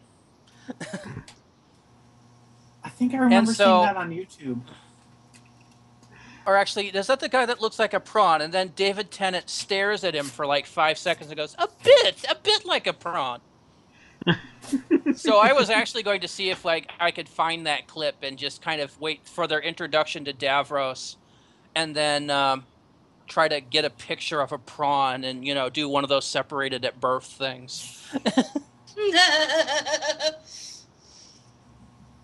Speaking of openings, I don't think we've done the Hitchhiker's Guide to Daleks yet. That should be an opening for something. We Actually, really should do that.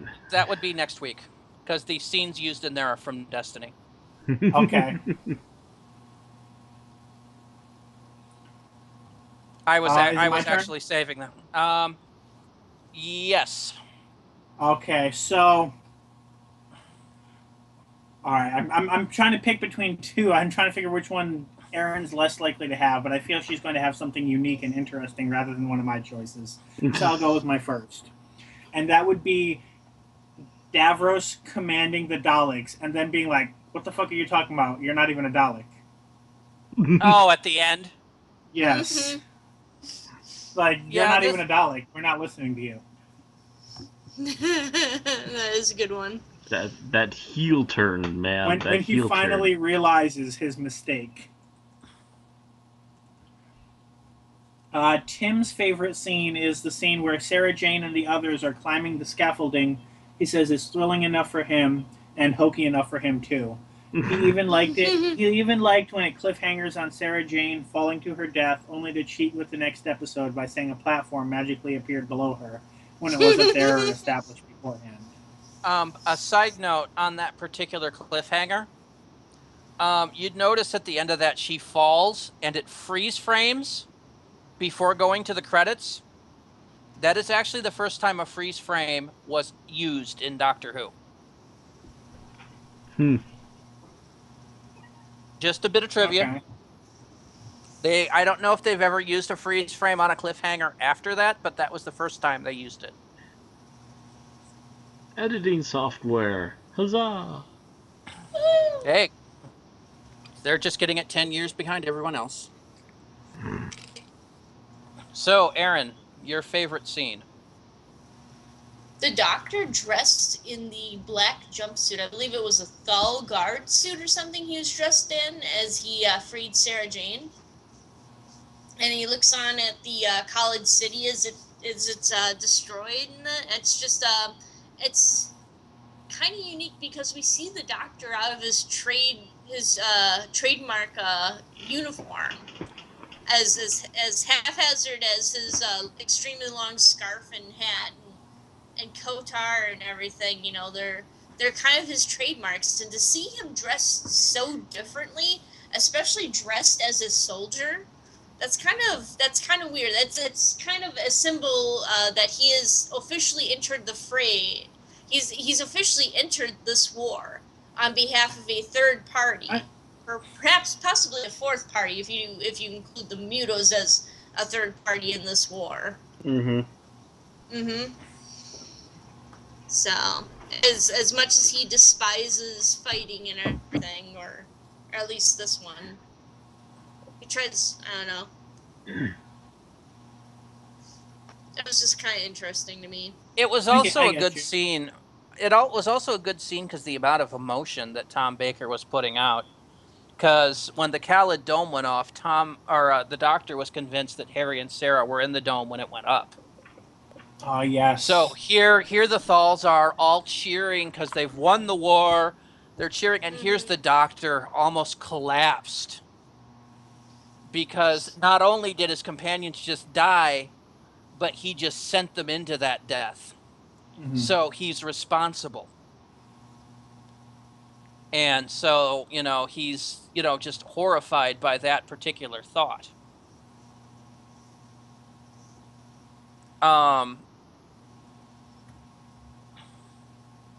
It's very similar to the scene when the Ninth Doctor thinks that Rose is going to die at the hand of a Dalek. I think that's the one. Except that, actually, it's similar also in that in both cases they end up making it. Mm-hmm. Okay, so my favorite scene would be the scene in the very beginning with the Doctor and the Time Lord. Mm-hmm. Where he's sitting there and he's talking. And the, what's that? You're going to hate me in a little bit then. And only, it's, mostly because he's acting so flippant about it. You never do all this, you never do this, I'm sick of you constantly interfering in my life, yada, yada, yada. Right. And then it's like, what would bring you to this? He says Daleks, and immediately there's a 180 switch. Tell me more.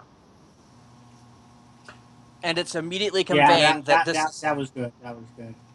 That particular bit is just the fact that he flips from being absolutely against doing whatever this is to listening and being completely agreeable for the rest of the conversation, because now it's Daleks, now it's a threat. And that particular bit... I do think the flippancy is also very interesting in that he had basically spent the last 4 seasons, being the Time Lord's errand boy, go here, go there, go here, go there. And at this point, he's in a new regeneration. He's sick of it. He's done with it. But he can't drag himself away because it's about Daleks. Well, yeah. Technically, the 3 Doctors, he won his freedom.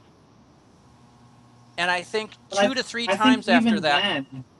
I think even then the Time Lords were still sending him on errands. Yeah, then 2 to 3 times after that, the Time Lords had sent him to do stuff.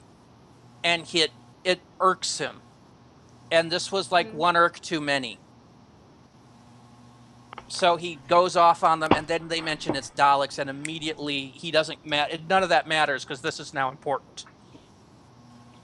Oh, and it also shows, this Doctor is less interested in being with an organization than the previous one. The first thing he did upon regenerating was leave unit.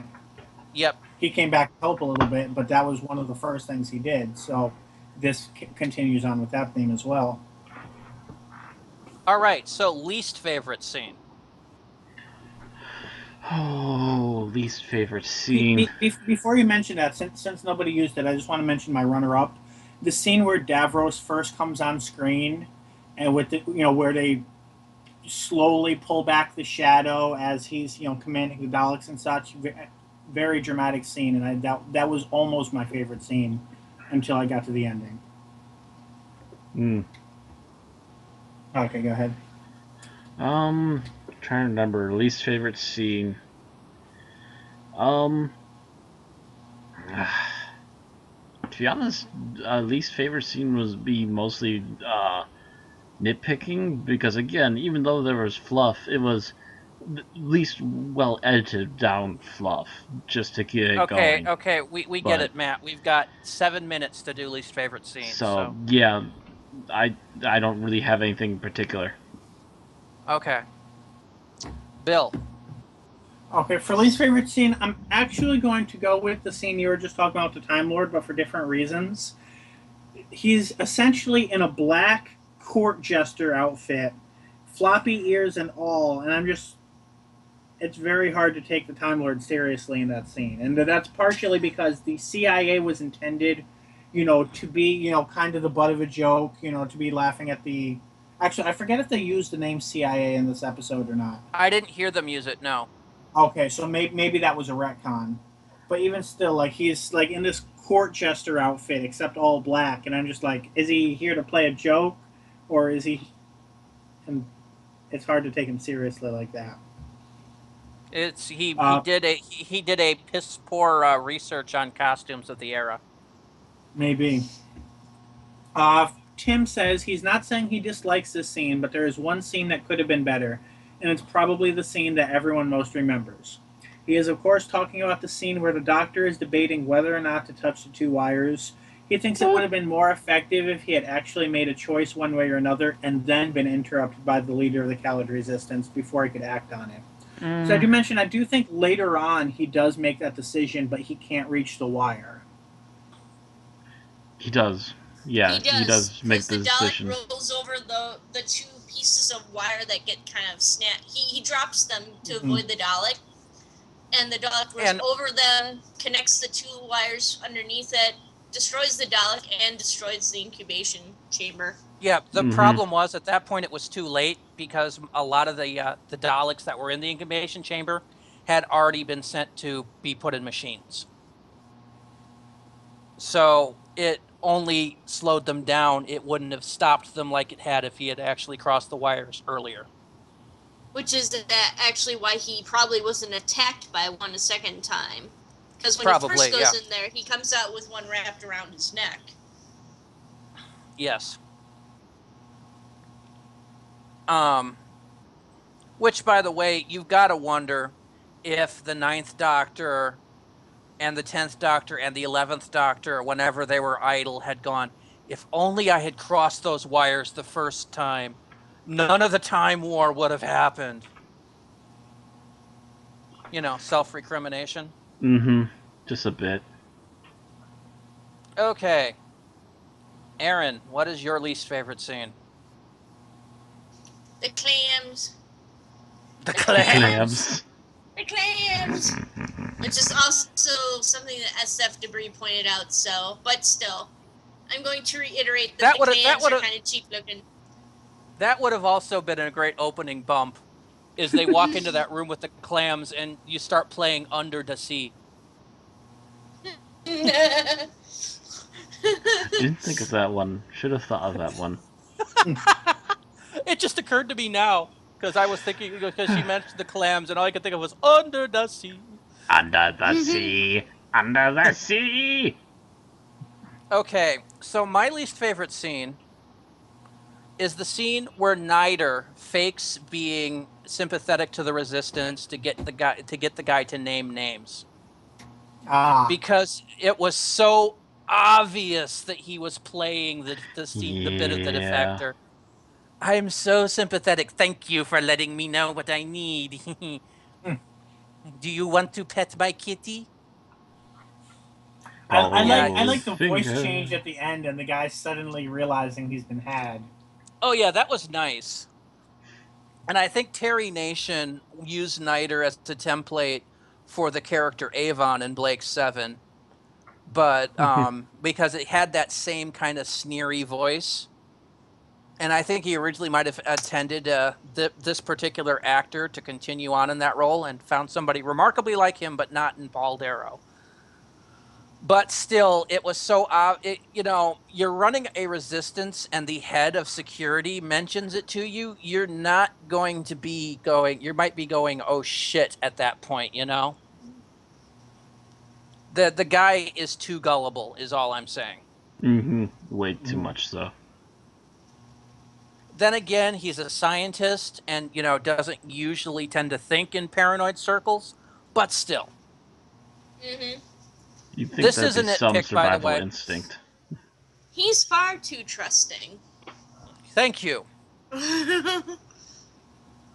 Because, yes, you can also see the Khalids in the Evil Empire. You really can. That would make Davros Darth Vader. It's kind of appropriate. Or the Emperor, also appropriate. Either way.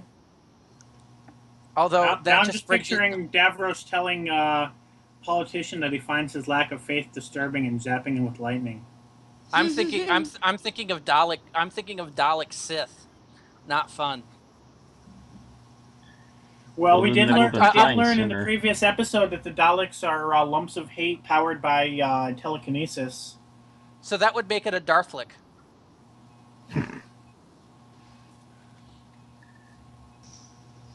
Ah, Daleks get into a melee and they produce lightsabers. Thank you, Can Matt. I was just just picture thinking that I find your lack of faith disturbing. Okay, it's 15 minutes, so it's time to go to our final thoughts. Mm-hmm. Yep. So, Matt, your final thought. Oh, this was a breath of fresh air for Daleks. This was long needed for a while now, and it's nice that it finally happened. I think they at least keep trying to go with something similar to this. At least they won't be going with the silly master plans every bloody time after this, but they will do something along the lines every once in a while. But this was definitely a big step up for the Daleks again. They really need this after how thin they've been veiled over the early 70s. All right. And of course, the Tom Bill? Baker and crew really help. So It's clear that this is good, considering that all of our favorite things were these big moments and great scenes, and all of our least favorite things were pretty much minor nitpicks. Mm-hmm. Says a lot about the episode. It is a very good episode. I still don't quite bring it to being one of my top episodes of all time. But if you were to pick great episodes, I would recommend to pretty much everyone. This would be on it. Tim's final thoughts. He says, "Is this where J.K. Rowling got the idea for the portkey?" Also, he knows that there is a debate going on whether or not the character of Davros lessens the menace of the Daleks, reducing them to glorified henchmen. At the present moment, he is inclined to think maybe Davros should have stayed dead, as was implied at the end of this story. Still, this story was like a little bear's bowl of porridge. It did not necessarily go above and beyond, but everything about it was just right. All right. Aaron? I really enjoyed this episode. There's a lot of traveling, which is what Doctor Who is supposed to be about. A lot of strange alien cultures.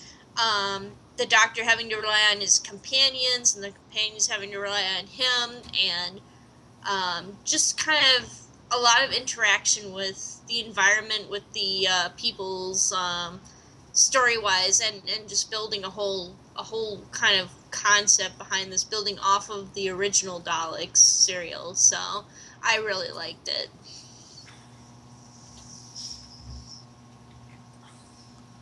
Okay, so what Terry Nation wanted to do when he wrote this episode is to establish once and for all the origin of the Daleks and basically give a restart to their continuity, which had gotten really convoluted over the previous 12 years of Doctor Who. And I think what he set out to accomplish in there, he absolutely succeeded.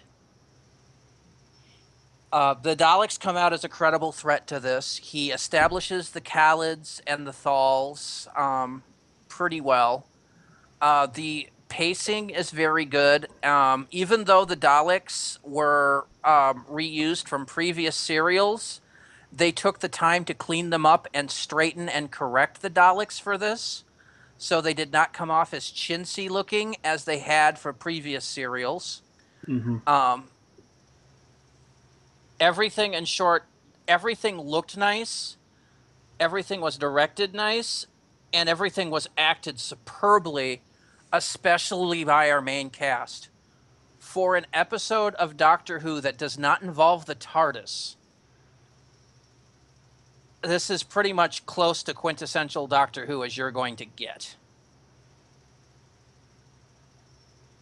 And now our ratings.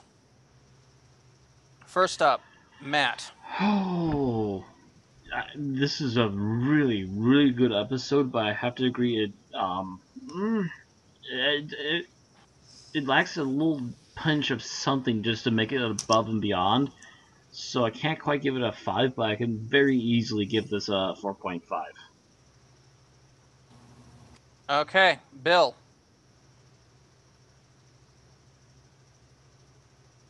Bill? Yeah. Bill, did you Sorry, remember to turn your... I unmuted my mic after coughing, and it apparently didn't take. Okay. But I'll agree with that in that if we were doing 2 the 10th of a point, we'd be going above a 4.5, but it's still not quite high enough to round it to a 5, so I'm giving it a 4.5. All right. I believe Tim gives it a 5.0. Of course. All right. Aaron? I'm going to give it a 5.0 as well. I think it Of course, does don't you know a anything lot. about Tim's science? I think it does a lot to try to establish a little bit more to the universe that we know. So I have to agree with Tim and Aaron on this. I am going to give this a 5.0. I believe it's at least a 4.8.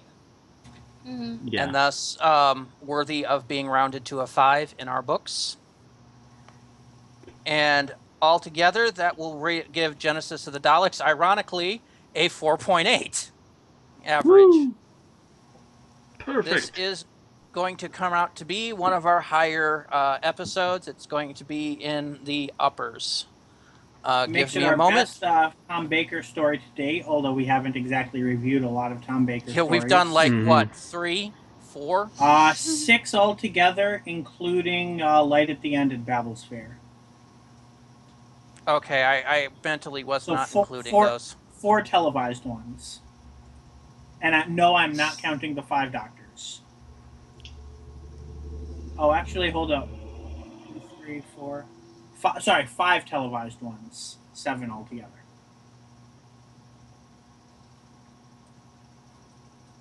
All right. Our average for the 4th Doctor at this point is a 3.82. This was, as we said, a 4.8.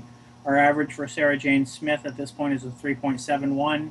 For some reason, I wasn't averaging out Harry, probably because he fits inside Sarah Jane, but I should still work that out the same way I did Mickey. Bill? You might have wanted to term that different, Bill. Phrasing, Bill. Phrasing. Phrasing. Picture it. Think about what you said. Come on, fanners. Think about what you said while you sit in the corner, Bill. Think about it. Remember, now go. No cookie for you. 111. And data sort range by column C and then by column D. We'll sort Z to A. And drum roll, please. Out of 106 episodes reviewed by us, Genesis of the Daleks is number 6. Ooh. Jeez. Oh. It comes in just below, or tied with, I should say, Time Heist and Empty Child, Dr. Dances, all of which has a 4.8, and just above Day of the Doctor, which got a 4.7 rating, 5.0 by the core. Wow. Jeez. This makes it our best reviewed episode in a while. In a while, yes. Yeah. So, guys, classic Who, watch it. We have a better one coming up in a month? That makes our top 10 at this point.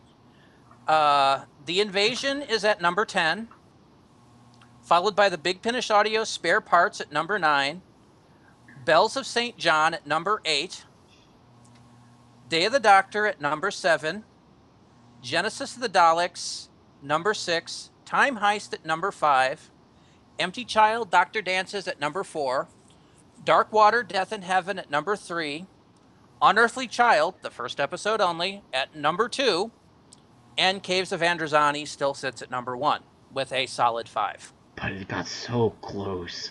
So very close.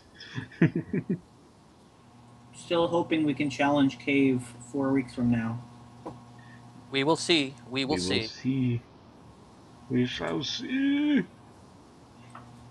I figured if anything would do it, this would. So, I don't know. I don't think It we're got going to pretty get close though. Now we It got have pretty close. we have 3 upcoming episodes that I like better than this one. So All right. Yeah, I So- know there's some coming stuff as good, if not even better. I'd have to rewatch them though to make sure. So go ahead and give us our closer, Bill. if you enjoy listening to us for some reason, please consider subscribing to us on YouTube, Twitch, and Mixcloud. You can also follow, like, subscribe, all that good stuff on Facebook and Twitter at Unearthly Podcast and Unearthly Pod. And if you want to support us, you can head on over to patreon.com/Unearthly Podcast and choose your choice of patronage levels there. And of course, don't forget to join us next week for Destiny of the Daleks, the final Doctor Who episode written by Terry Nation. Oh, I'd like to slightly correct what myself. This was 107 episodes reviewed. My eyes were somehow missing Journey to the Center of the TARDIS again. Oh, I It was wonder an why. Bill, question. Can we review next week's episode, the first 10 minutes, and then the rest of the episode? I don't think that quite counts. Damn. Ooh. Ow. Ow. On that bombshell, good night, everybody. Good night, everyone. Good night, everybody. Night, John boy. Okie dokie.